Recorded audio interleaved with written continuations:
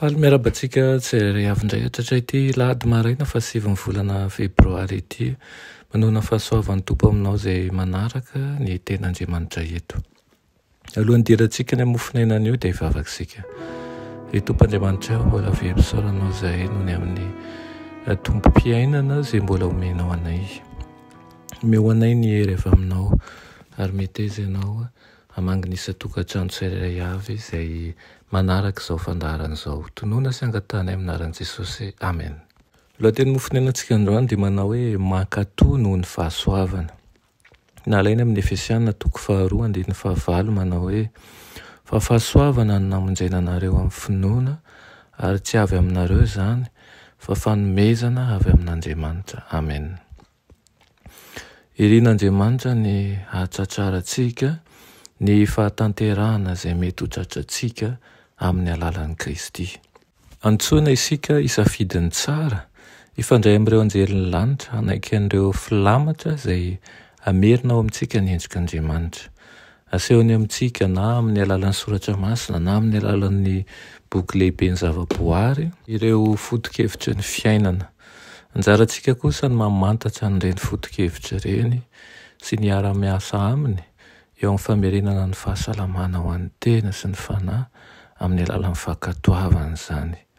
Ilain'ny olona ny mianatra, ahalala fa tsy tonga ho azy amin'izao amin'ny hafenony ireo fitahian'ny fankatoavana raha tsy mandray ny fahasoavan'i Kristy izy.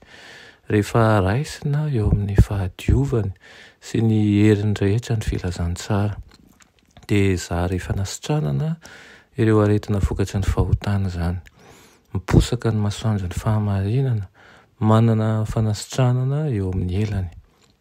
Tsy izay rehetra azon'izao tontolo izao omena no manasitrana ny fotorito na manolotra fiadanana ho an'ny saina na manala ny ahiahy na manafoana ny fijaliana ihany koa.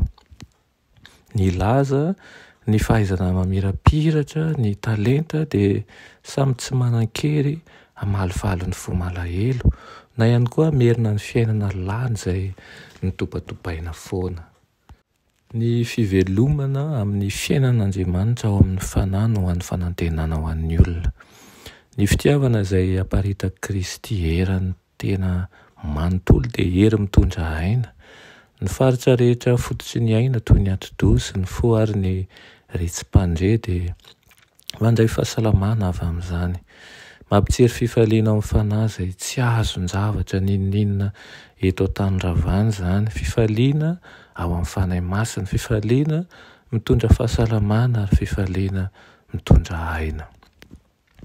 Na dia mihamafy mandritra ny taonjato mifandimby aza ny fangiazan'ny fahotanan'ny taranak'olombelona, na dia nasaron'ny Satana ny tenin'Andriamanitra aza ny raha ho maintin'ny dika vila nataony amin'ny alalan'ny lainga sy ny fitaka ka nahatonga ny olona isalasalany amin'ny hatsaram-panan'Andriamanitra dia tsy mitsaha mitosaka ety an-tany toy ny ranonorana mivatravatra, ny famindram-po sy ny fitiavan'ny ray. Raha mba sokafan'ny olombelona hitodika ny lanitra ny varavarakelin'ny fanahiny amin'ny fankasitrahany an'ireo fanomezan'Andriamanitra dia isy hery manasitrana hanafitra azy. Amen. Kane izany mba ho tanteraka fiainantsika tsirairay avy ka fahatsika ihany koa mitondra hery vaovao indray fiainantsika, mahazo hery, mitondra fifaliana amin'ny fahasalamana, amin'ny aina, amin'ny fiainana ara-panahy rehetra. Amen. Ry anay tsara anjesan-danitra mbola misaotra anao sainy amin'izany teninao izany. Miteza ianao posaka ny herinao aminay tsirairay avy eto. Aoka neny tsy salama amin'ity anio ity omenao hery. Aoka ihany koa ireo izay efa kivy ny alanao mihitsy aza averinao ambalatra any. Dia miteza ianao hialo lalanay amin'ity herinandro izay diavinay ity mba hoantoka kasitrahanao koa ny izy rehetra avy aminao amin'ny anaran'i Jesosy. Amen.